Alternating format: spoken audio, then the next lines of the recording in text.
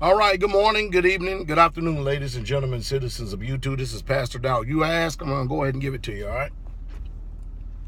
Handguns, no matter what they are, no matter what they may be, there's hundreds of them out there. It still comes down to, and it's all narrowed down to your personal preference and what you are comfortable with. People can make all kinds of suggestions. People ask me all the time, Pastor Dow, what handgun do you think I ought to get? And I said that all depends. And of course, when people come to visit us, and if they're interested in handgun training, and sometime if I'm available, I spend time with them and I give them a quick class, whether it be about ammunition or be it about handguns. And what I'll do is, of course, you always remember the 3 rules of safety by Pastor Dow. Number 1, weapons always loaded. Number 2, weapons always loaded. Number 3, weapons always loaded. Well, when you get to the other parts, after you get finished knowing safety rule number 1, 2, and 3, hallelujah, because too many times, more often than not, people get injured, if not killed. How many times you've seen on YouTube and stuff, people go to the range or whatever, and sometimes they like terming stuff as an accidental discharge.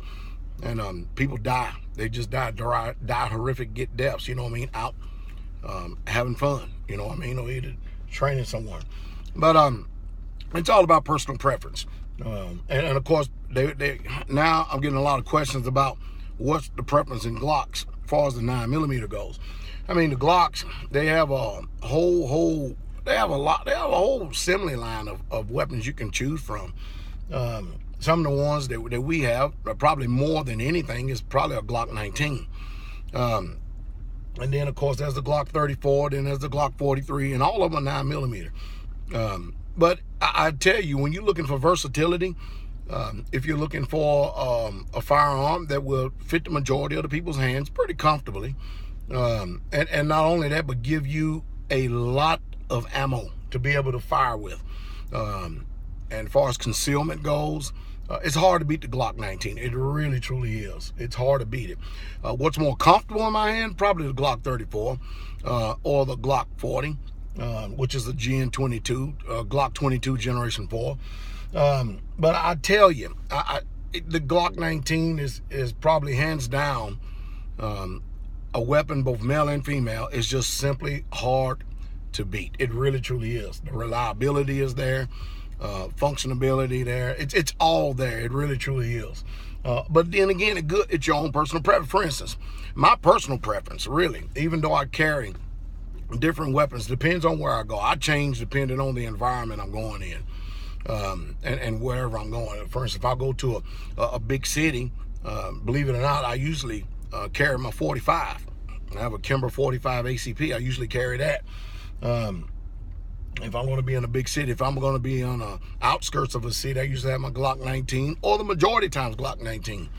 Today, I just happen to be carrying a Glock 43, but I always carry an extra magazine when I carry the Glock 43, and I always have a couple on standby anyway. I'm really getting in the habit of actually carrying two guns on me at once. Is that for paranoia reason? No, because I can comprehend and clearly see, and you see it as well, that we live in a total different generation, a total different world, and a total different environment. I have enough sense to know that people out here have not got it, that they need to protect themselves. And the only time that protecting themselves is going to be very important is when they find themselves in a situation, an uncomfortable situation, where they wish that there was either, number 1, a law enforcement official around to be able to protect them, and that's a deception because they're not designed to protect you. You are designed to protect you. Or number 2, they find themselves in a situation where somebody is spraying bullets all over the place, and then all of a sudden there comes a hero of a concealed weapons carrier or someone who's carrying a weapon to eliminate or destroy the target and stop the threat.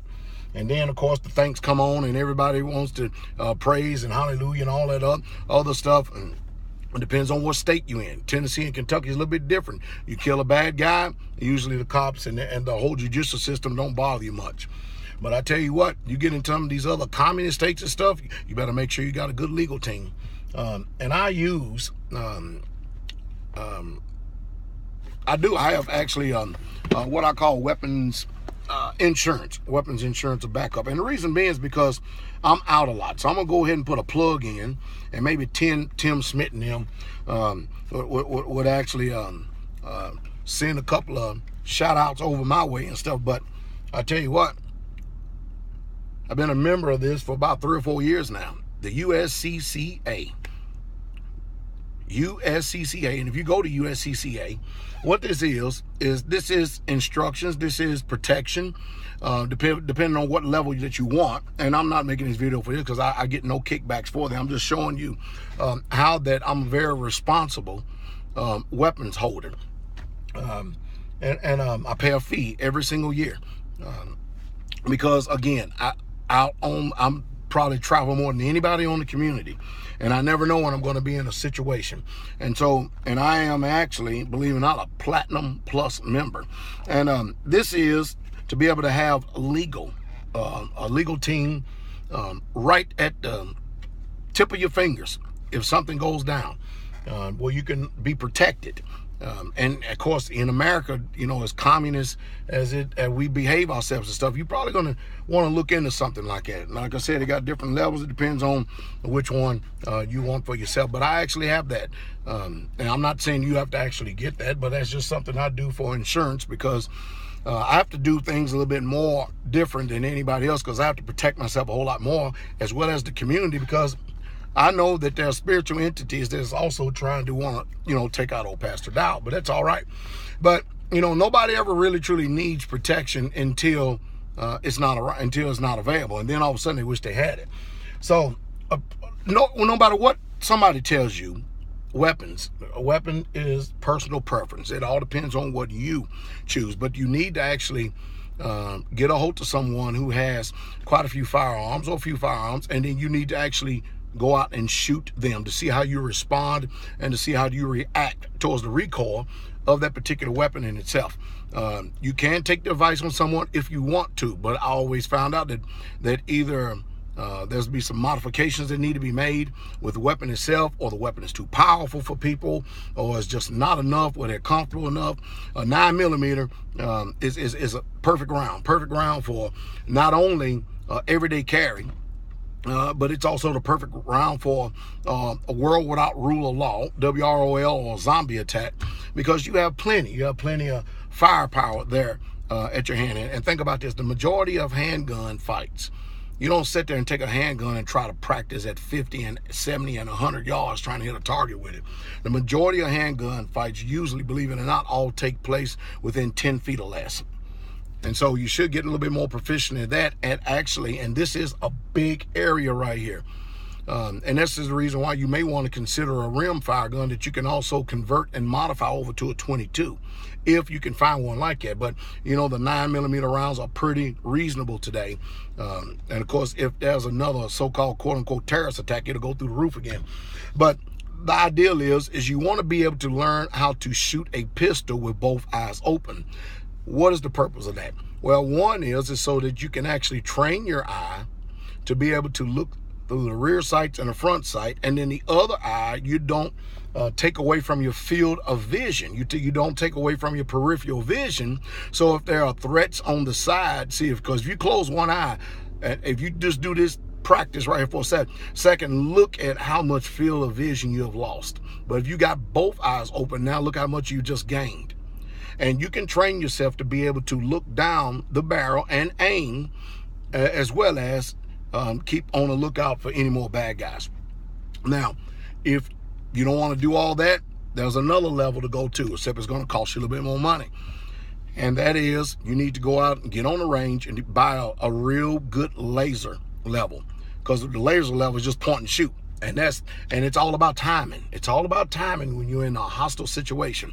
So anyway, I hope I said something that would educate you some way, shape, fashion, or form. And I hope that this video was informative, and that it actually would give you something to think about.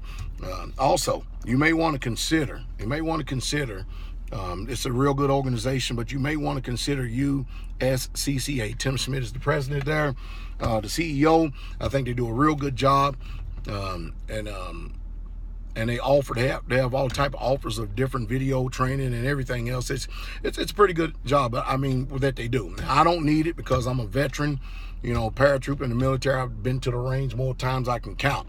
Done had so many rounds going down range, it's just ridiculous, but it could be for some of you. Y'all have a wonderful day, and thank you for asking the question, because it could help someone.